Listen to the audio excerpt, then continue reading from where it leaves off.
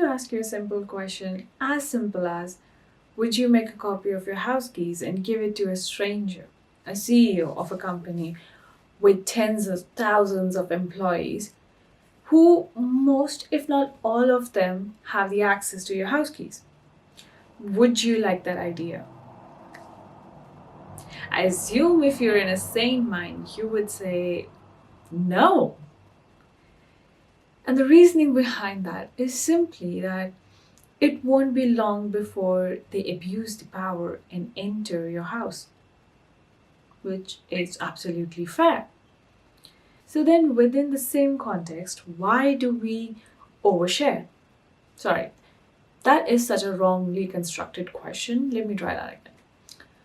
Why are we so desperate to be heard that we spill secrets and stories, intimate stories of others, only for a few more minutes of talking to someone? Because isn't everybody interested in talking shit about another person? Whether you want it or not, the information that you share with one person will ultimately be shared with another, with or without your consent. And if not always, will most probably and most definitely be exaggerated by some measure. So, am I asking you to stop talking about other people or sharing your feelings? No. I would never do that. In fact, as much as a taboo it might sound, but I love a text that says, I got some tea. Even better if juicier. But in the same guilt, my question is, if I don't want to be the subject of gossip for another person's story, why do I enjoy it so much? Now, to do my own research over this topic, a few years ago, I came across this video, and if I can summarize the whole video into a brief sentence, it is that when we gossip, we pull ourselves into the conversations about our own moralistic views on marriage, fidelity, social norms, feminism, politics, expectations of others in a relationship, and philosophy, and so many other moral standards. And in no world can you ever convince me that that is wrong. So we gossip, and it is not bad. Just trying to tie that idea around my brain is so hard and so difficult, even after talking and thinking about it for so long, simply because we've been conditioned to think of gossip as bad. But for instance, take social media.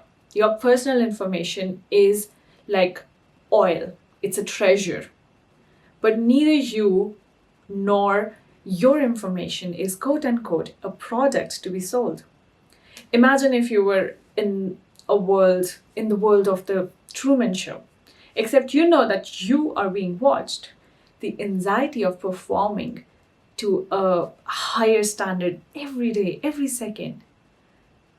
We've already talked about not being free from ourselves in the previous videos. Privacy is such a power that one can only understand its true essence when we lack it. A watched population is a controlled population.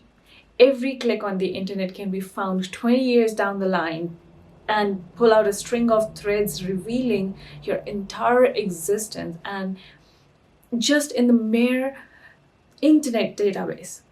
In reality, privacy, whether in gossip or digital footprint, gives you the right to be forgotten.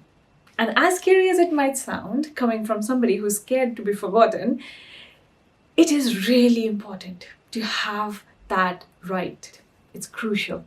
If you're constantly under surveillance, you cannot be you. You will inevitably become this person who either the society or the CEO collect data and control.